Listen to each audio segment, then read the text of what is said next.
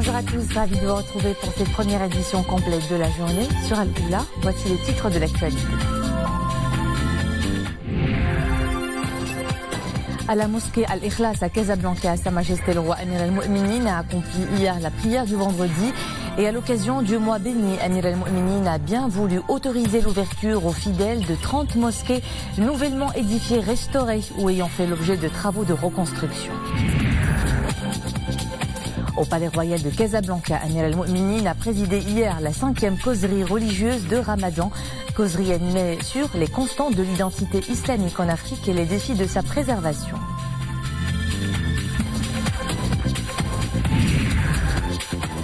Bac 2018, des épreuves et des procédures de facilitation pour les cas extrêmes. Un élève va passer ses examens sur son lit d'hôpital. À seulement quelques jours avant la date d'examen, des symptômes d'une maladie neurologique se sont manifestés chez Mehdi Belh. Autre défi cette fois-ci réussi, la retranscription du Saint-Coran sur les peaux de chèvre avec l'art de la calligraphie. C'est le pari gagné de Omar El-Hadi, handicapé moteur. Nous l'avons rencontré, portrait en fin de ce journal. Sa Majesté le roi Mohammed VI Amir al-Mu'minin a accompli hier la prière du vendredi à la mosquée Al-Ikhlas, à la préfecture des arrondissements de Benmsik à Casablanca.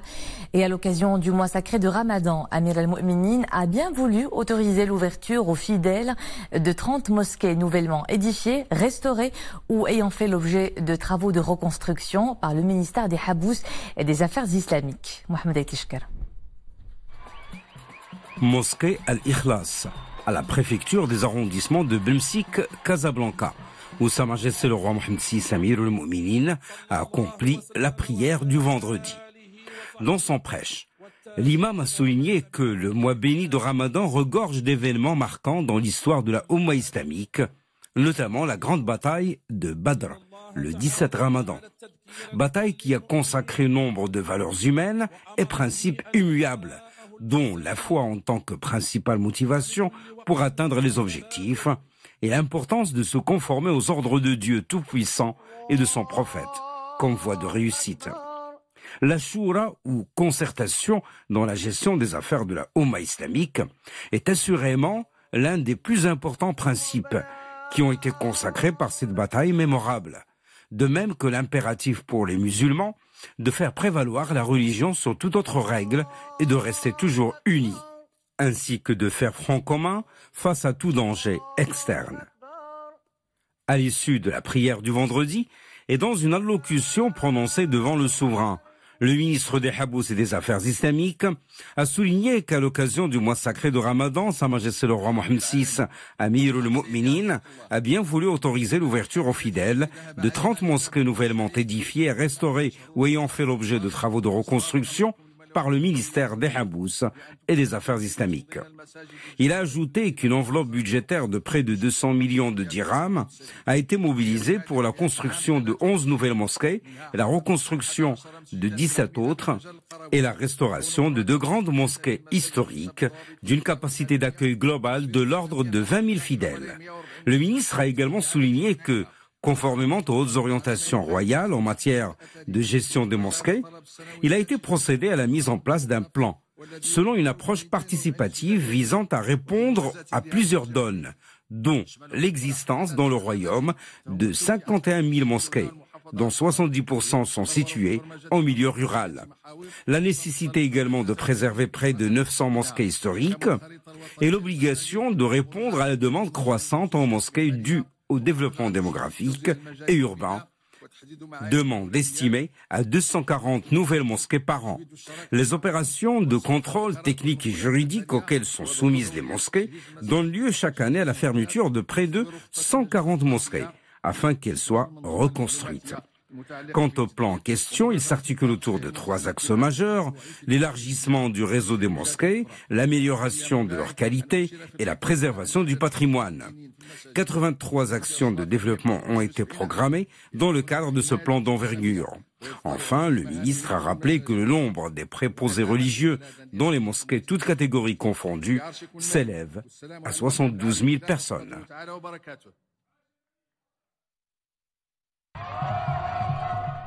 La 5e causerie du cycle des causeries religieuses de Ramadan, présidée hier par Sa Majesté le Roi Amir al-Mu'minin au Palais Royal de Casablanca. Amir al-Mu'minin était accompagné de son Altesse Royale le Prince Moulay Rachid, de son Altesse le Prince Moulay Ismail.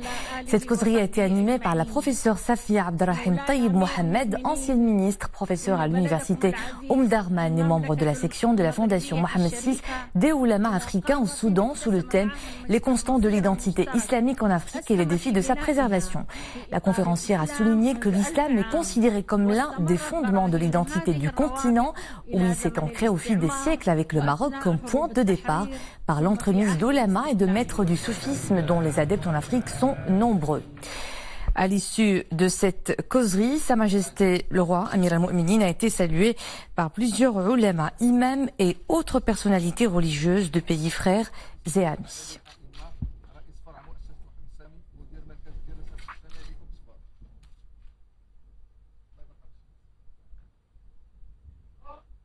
Sa Majesté le Roi a adressé un message de félicitations au président italien Sergio Mattarella à l'occasion de la fête nationale de son pays.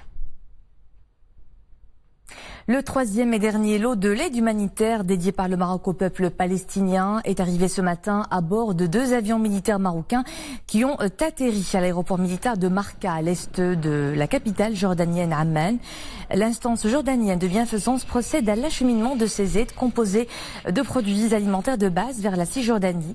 Le 2e lot de l'aide humanitaire sur hautes instructions royales était arrivé hier à bord d'un avion militaire marocain et le 1er lot de cette aide était arrivé jeudi à bord également de 3 avions militaires. Une initiative royale qui illustre l'engagement constant du souverain envers le peuple palestinien et sa cause. Autre action humanitaire en ce mois béni en exécution des hautes instructions royales.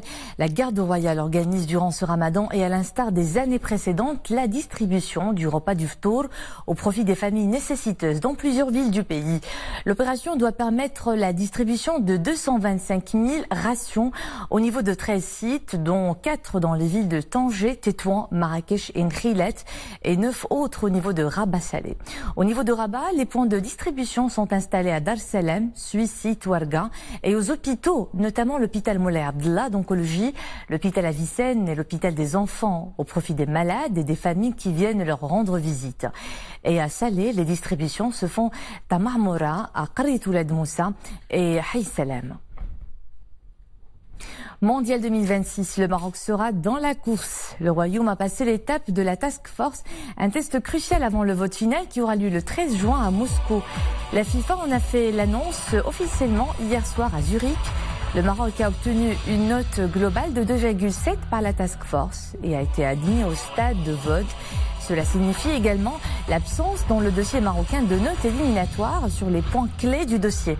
Le dossier marocain arrivera donc au vote le 13 juin à Moscou et ce sont les pays membres de la FIFA qui prendront la décision finale à la veille de l'ouverture du Mondial 2018 en Russie.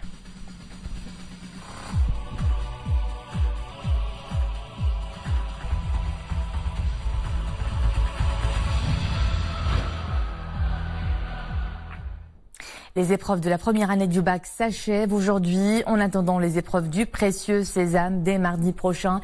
Des examens qui s'étaleront sur 4 jours, du 5 au 8 juin. 41 660 surveillants sont mobilisés et environ 40 000 professeurs pour corriger pas moins de 3,6 millions de copies. À ces épreuves régionales, un élève n'a pas pu assister. Il les a passées sur son lit d'hôpital. Mehdi Barih est en première année du bac. Il souffre d'une maladie neurologique dont les symptômes se sont manifestés à seulement quelques jours avant la date de l'examen. Grâce aux facilitations offertes par le ministère de tutelle pour certains cas extrêmes, Mehdi a défié la maladie et vient de passer cette échéance. Nisr El Hamdawi. Même alité à l'hôpital, Mehdi Barih, 17 ans, profite de chaque heure ou seconde pour réviser ses leçons, à quelques heures de son passage des épreuves de l'examen régional. Oui, cet élève en première année de baccalauréat passera bien son contrôle ici même, à l'hôpital. Lui qui a fraîchement subi une opération chirurgicale au niveau de son cerveau suite à une maladie neurologique. Son état de santé ne lui permet pas encore de quitter l'hôpital.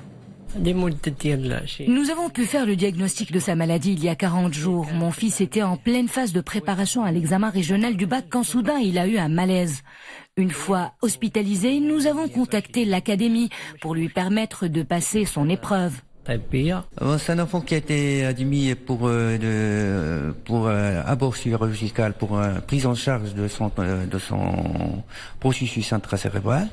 Chose qui a été faite il y a 3 ou 4 jours. Donc on a fait une biopsie cérébrale sous résonance magnétique IRM, imagerie par résonance magnétique.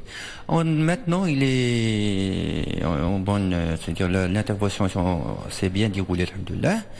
On attend les résultats d'ANAPAT et comme vous l'avez vu, on l'a mis dans une chambre individuelle pour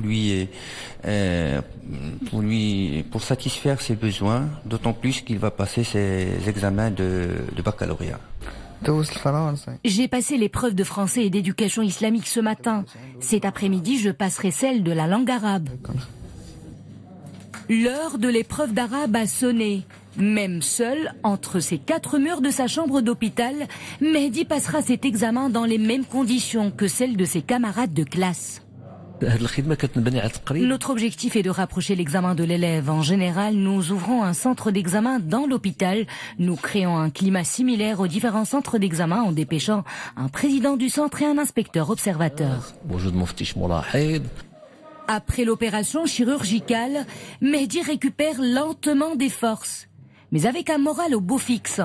Cette grande épreuve de santé qu'il traverse aujourd'hui rend l'épreuve du baccalauréat plus facile à mener. Des épreuves prennent fin, d'autres commencent dès le 5 juin. Les épreuves nationales démarrent. 440 000 candidats devront franchir les portes des centres d'examen pour tenter de décrocher le fameux diplôme. L'annonce des résultats est prévue pour le 22 juin. Notez aussi ces dates. La session de rattrapage est prévue pour l'examen régional se tiendra les 6 et 7 juillet. Et celle du national est programmée du 10 au 13 juillet, toutes branches confondues. Ils sont tombés en martyrs du devoir. 7 soldats marocains de la paix sont décédés en 2017 lors de l'exercice de leur noble mission de maintien de la paix dans le cadre de la MINUSCA. Ils ont reçu hier au siège, à titre posthume, au siège de l'ONU, la médaille Dag Hammarskjöld qui rend hommage au casque bleu. Une médaille remise par le secrétaire général des Nations Unies, Antonio Guterres, à l'ambassadeur représentant permanent du Royaume auprès de l'ONU, Omar Hillel. Honorable représentant du Maroc,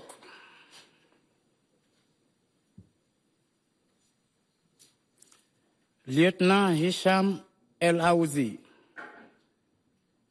caporal-chef Mohamed El Hazabi, adjudant-chef Mbark Aziz, caporal-chef Abdel Jalil El Zaitouni, caporal-chef Hicham Amaharit, caporal-chef Zaïd Kabouz, sergent-chef Mohamed Aïd Saïd.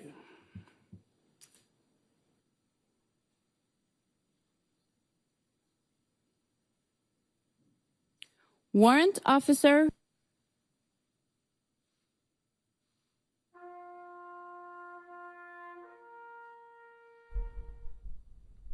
Washington met son veto à un projet de résolution présenté par le Koweït au Conseil de sécurité et réclamant la protection des Palestiniens à Gaza et en Cisjordanie occupée. C'est l'unique rejet sur les 15 membres du Conseil, sur les 10 qui ont voté en faveur du texte dont la France.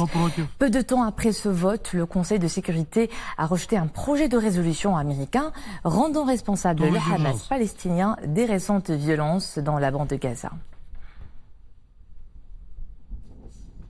Abdel Fattah Sisi prête serment devant le Parlement. Le président égyptien entame ainsi un deuxième mandat de 4 ans à la tête de l'Égypte. Il devra s'atteler à 2 défis majeurs pour ce mandat, la stabilité sécuritaire et le redressement économique. C'est confirmé, Donald Trump assure que le sommet avec le dirigeant nord-coréen aura bien lieu le 12 juin à Singapour. Une confirmation annoncée en marge d'une rencontre à la Maison-Blanche avec le général Kim Hong-chol, bras droit de Kim Jong-un. Le président américain a également affirmé que la Corée du Nord voulait dénucléariser Il a prédit que le dialogue avec Pyongyang serait un processus couronné de succès. Avis aux usagers de l'autoroute. La circulation sera suspendue demain provisoirement dans les deux sens sur le tronçon autoroutier entre la bifurcation du contournement de Rabat et la gare de péage de Salah Jadida de 4h à 10h du matin. Une suspension due à une mission d'entretien périodique du pont Mohamed VI. Place à notre série dédiée à l'homme et à l'eau. Aujourd'hui, zoom sur un système ingénieux de drainage des eaux souterraines de la nappe phréatique, l'Ertarat. Un système qui existe encore aujourd'hui dans les oasis du sud du royaume et s'avère toujours nécessaire pour l'irrigation des cultures dans ces zones arides. Mohamed Louahibi, Abdelali Ayad, Simonia Marouche.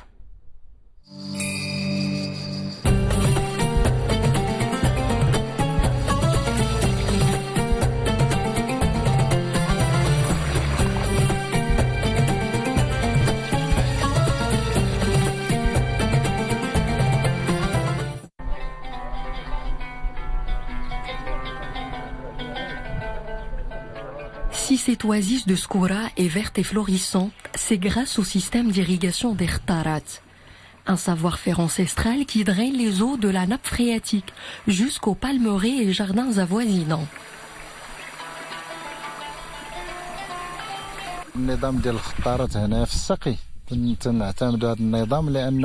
Le système d'Ertarat s'adapte parfaitement à cette région et alimente l'oasis tout au long de l'année. Elle est plus ancienne et remonte à plus de 6 siècles. Les habitants entretiennent encore ce système de captage des eaux souterraines. Au Douar Tajanet, la gestion de l'eau est régie par des coutumes et traditions strictes. Elle s'effectue d'une manière rationnelle et surtout équitable, grâce notamment aux lois coutumières.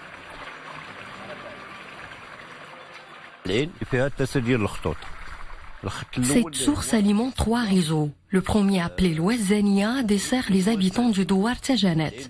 Le deuxième réseau, surnommé Dora, est destiné aux douars avoisinants.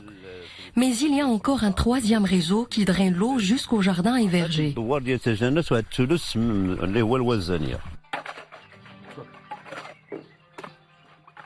Ce savoir-faire ancestral d'Ertarat est plus qu'un système d'irrigation. C'est surtout un patrimoine oasien et un cachet identitaire propre à la région.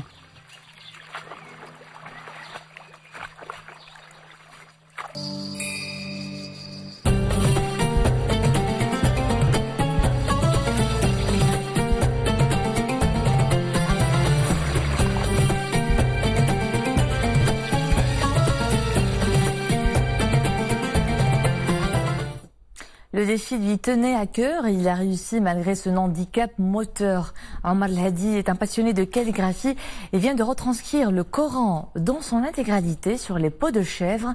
Le résultat est juste époustouflant. Après 10 années de dur labeur, vous le verrez dans ce reportage réalisé par Iman Slavi et Mohamed Elishkar.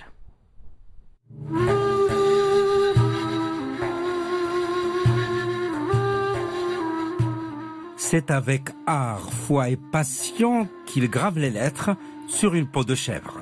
Comme jadis, aux premières heures de l'islam, mot après mot sont incrustés les versets. Omar El-Hadi est calligraphe, mais il donne ici une toute autre dimension à cet art, en façonnant presque les lettres, à la manière de la gravure. Il utilise d'ailleurs une sorte de stylet électrique de soudure pour calligraphier les lettres.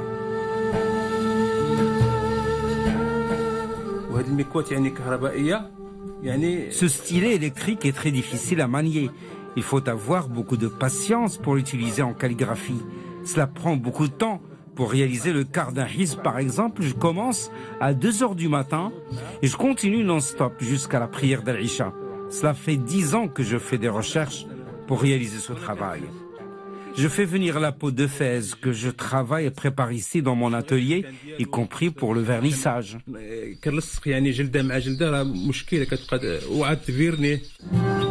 Il veille à faire ressortir la beauté de la lettre, calligraphiée et gravée sur la peau.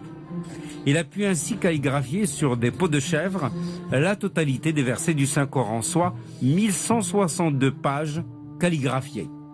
Et déjà, il entame un nouveau grand projet. Je vais réaliser un autre exemplaire du Saint-Coran selon la lecture de Hafs, que je vais mettre à la disposition des musulmans à Makkah al-Mukarrama.